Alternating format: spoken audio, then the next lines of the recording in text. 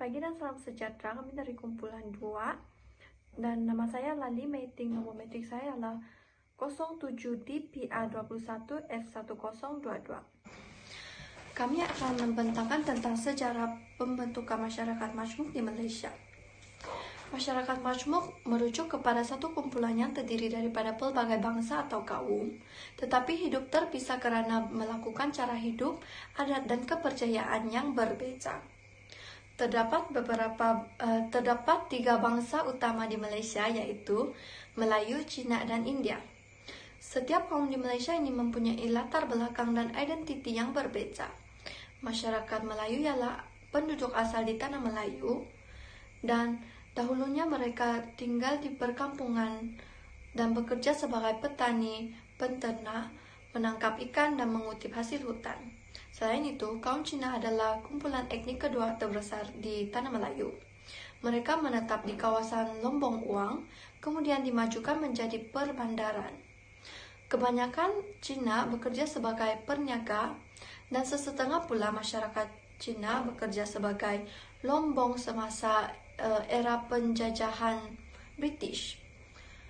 Kedatangan masyarakat Cina ke Tanah Melayu melalui beberapa cara, seperti sistem tiket kredit, sistem pengambilan kaki tangan, dan pengambilan rumah kongsi.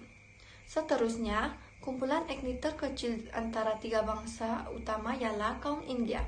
Pada tahun 1880, Hooke Law dan Frederick Well telah mendapatkan permit daripada kerajaan British untuk mengimport buru-buru dari India dan untuk bekerja di ladang milik mereka di Tanah Melayu.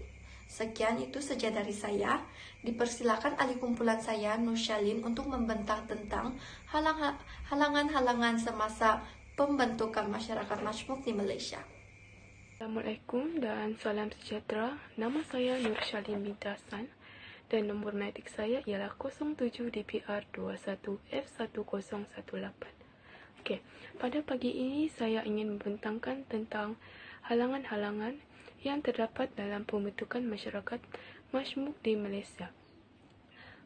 Halangan-halangan ini terdiri daripada tiga, iaitu dari segi politik, ekonomi dan sosial. Dari segi politik, setengah kaum tidak menerima kepimpinan dari kaum lain. Contohnya, kaum Cina tidak menerima mereka dipimpin oleh kaum Melayu. Mereka sentiasa bersangka buruk terhadap kaum yang lain.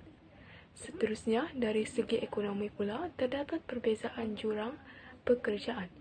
Seperti dalam pekerjaan perniagaan, hanya kaum Cina saja yang boleh melakukan, manakala yang bekerja di ladang hanya kaum India. Akhir sekali, dari segi sosial, dasar pendidikan ini tidak memberi langsung kebersamaan yang positif, kerana mempunyai banyak kelemahannya. Contohnya, sekolah vernakular diwujudkan. Sekolah ini dipisahkan mengikut kaum. Contohnya, satu sekolah ini hanya untuk pelajar Melayu saja, manakala satu sekolah lagi untuk pelajar Cina saja. Hal ini mengakibatkan hubungan mereka semakin renggang. Sekian itu saja daripada saya.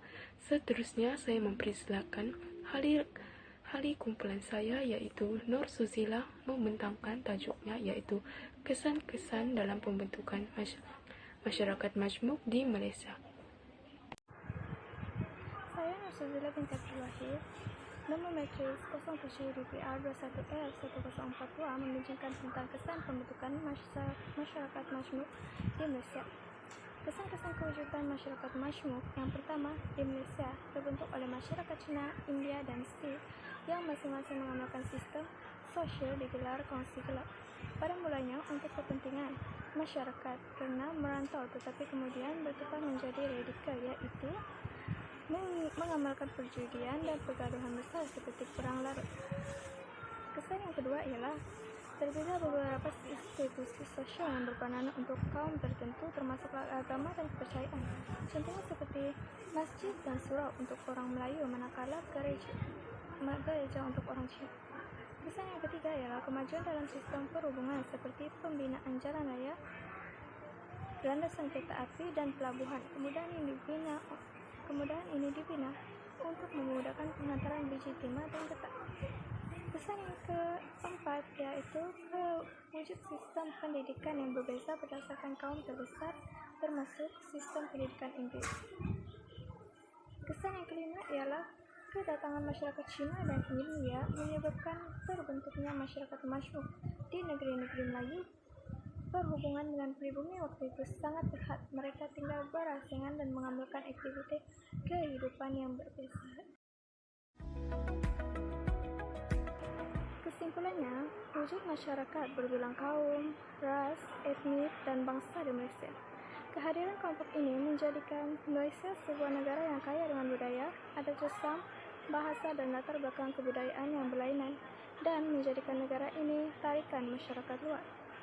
Pemasukan imigran di dunia, Melayu meninggalkan banyak kesan sama ada kesan positif dan negatif. Namun, kedatangan mereka telah mencorahkan perspektif masyarakat Melayu dan membentuk budaya baru. Sekian itu saja kesimpulannya. Terima kasih.